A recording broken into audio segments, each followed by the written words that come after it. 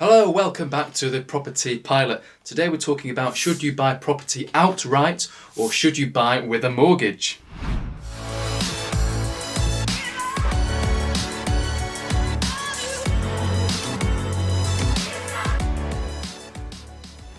Welcome back. Today we're talking about should you buy a property outright with cash or should you purchase it with a mortgage. So we're going to actually describe what these two methods are, and then we're going to go on to the examples and see the pros and cons of each, and then at the end we'll see what I'd recommend doing. So let's take the first option, buying property outright with cash. What does that actually mean? Well, this means we're actually purchasing a property and we're buying this property with cash. So all our funds in the bank, we're using our cash to buy this property. What we're not doing in this example is getting a mortgage or getting finance from somewhere else. So it's all our cash we're putting into this deal and we're putting into this property. Whereas the second option is where we are getting a mortgage essentially, or getting some sort of finance. So this could be a typical buy-to-let mortgage, or it could be that the fact that we've raised funds and we've raised finance from an investor or someone else. Now again, two different options, and what I'm strongly in favour for is leveraging in property. And we'll go over two examples, we'll go over the numbers, we'll go over the details, and we'll see the pros and cons to each, and maybe you can then decide what is best suited to your criteria, your strategy, and what you want to achieve in your property investment journey. So let's go over the cash example to begin with, buying outright in cash. And I'm going to keep all the figures the same just so we can compare like for like and see what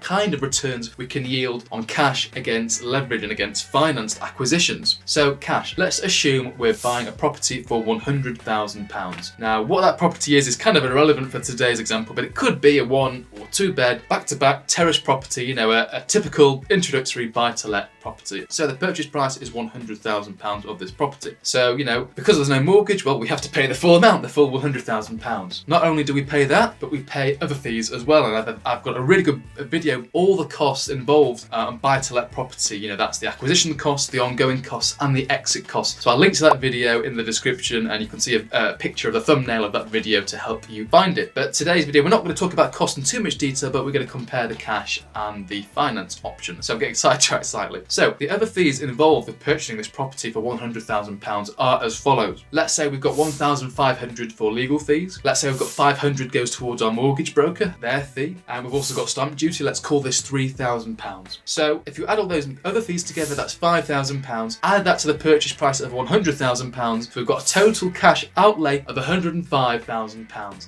Now, there could be some other expenses to incur, some of the smaller expenses, or this property that you're buying could actually need a refurbishment. But again, for the example today, it's going to be like for like, it's going to be comparable, so we can go over the figures. So £105,000 all in cash to purchase this property. I hope you're following with me. Now let's have a look at the rental income for this property. Let's say we can achieve £700 per month in rent on this particular property, right? So with that rental figure in mind, we can now work out the yield. So the £700 per month in rent times by 12, that's £8,400 in rent every single year. In fact, that will actually increase year on year, but again, let's keep this example simple. So £8,400 coming in every year from the rent. Let's divide that over the purchase price of the property, which is £100,000, and that will give us our yield. So quite easy maths to do. It's an 8.4% yield, which actually is pretty good. So we've got the yield in place. Now let's work out our return on investment. Really important figure to work out, because what this actually accounts for is our annual profit over the amount we've invested in the first instance, or return on capital employed, shall I say. So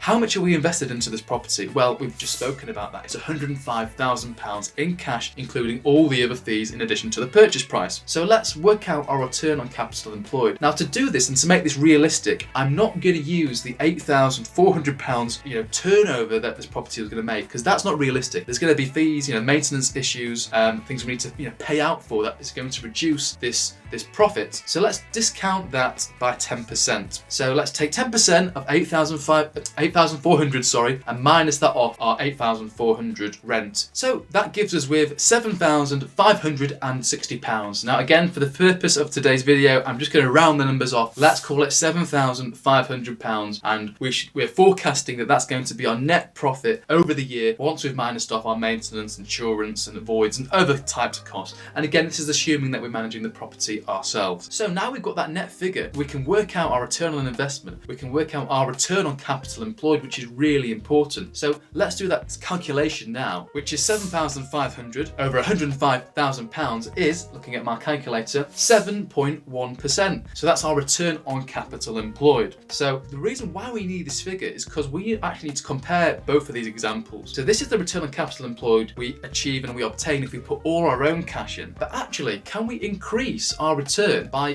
leveraging and by getting a mortgage or by borrowing money from other people? Well, let's find out. So on this second example, we're going to use the example that we've just got a typical buy-to-let mortgage on the property, okay? And we're going to make it comparable, but also we're going to make it realistic. So as I film this in December 2022, I'm going to use, genuine mortgage rates that we can obtain today, so you can see exactly, is it worth putting all your cash into a deal, or is it worth leveraging, financing and getting a mortgage on the property? So let's use the exact same figures to make sure everything is fair and equal. So we're buying this property again at £100,000. Great. Okay, but how much cash do we actually need to put in because we were getting a mortgage? And let's assume we're getting a 75% loan to value. So the bank or the mortgage lender is lending us 75% of the purchase price, which is £100,000. So they're lending us £75,000. Great. So that only means we need to put in the deposit of 25%, which is £25,000. So we're putting in our £25,000 cash, and then all the other fees still apply. So if you remember, we had 1,500 legals, 500 mortgage broker, and 3,000 stamp duty, and those other fees amount to £5,000. So £25,000 deposit plus £5,000 in the other fees is £30,000 cash. That's all the cash we're required to put into this deal to purchase this property using a mortgage, right? So really important. Now, of course, the yield stays the same because the rent and the purchase price does not differ in example to example, and that's the whole purpose of this video, to show you that we're using a comparable example. But obviously the return on capital employed and the return on investment will differ, and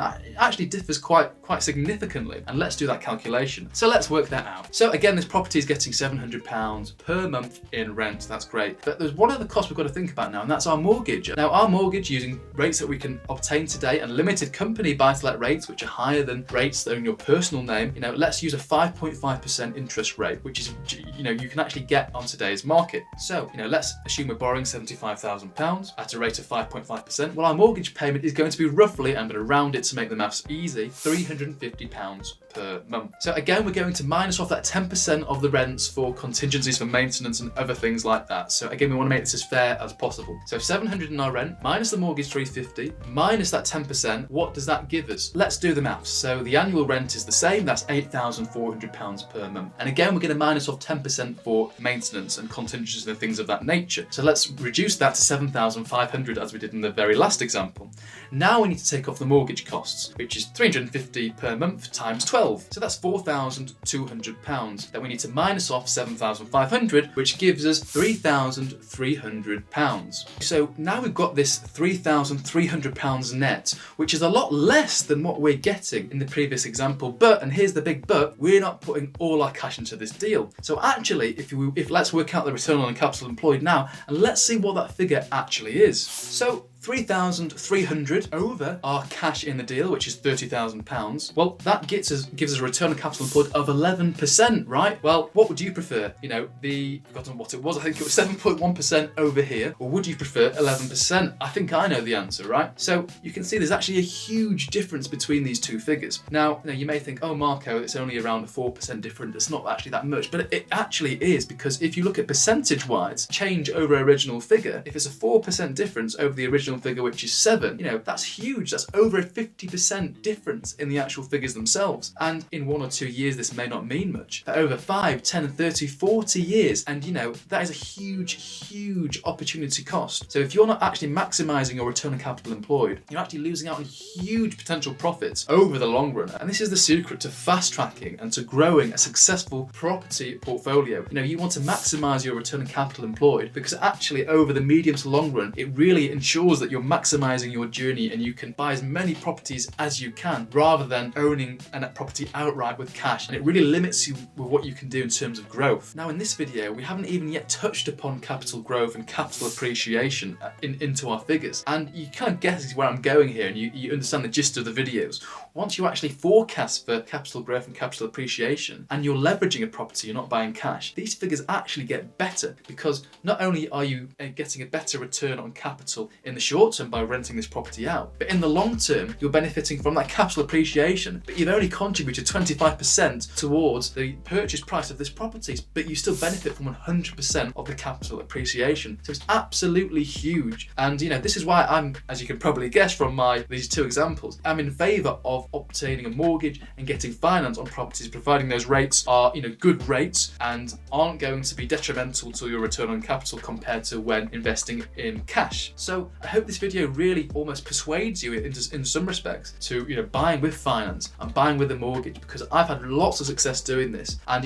I really want to share my success. A lot of people, especially people that don't understand what you actually can do in the modern property world in terms of finance, don't like buying with finance. They prefer to buy with cash, but actually you're severely restricting your growth and your scalability if you're buying in cash. Of course, there's less risk if you're buying in cash, don't get me wrong, I fully appreciate and I fully understand that, but there are lots of ways of de-risking this investment, even using mortgages and finance and other people's money. So do you need help understanding this a bit better? Are you still struggling to understand the difference and work out yields and work out return on capital employed and understand how much money you need to put into a property to make this happen? Are you not sure about mortgages? Well, feel free to give me a shout. I'm no mortgage broker, but I can certainly help you with your figures and get you where you need to be. And again, if you're looking for a mortgage broker, head to my website www.ms7.uk and I can put you in touch with the brokers that I know, I use, I like and I trust. And if you're looking to take on board a mentor, someone to help you with your property investing journey and help you more importantly help you fast track this journey, again, head to my website and book a call with me. So I really hope you've got value from today's video, and it's really spelled out why you should consider investing in property and using finance and using mortgages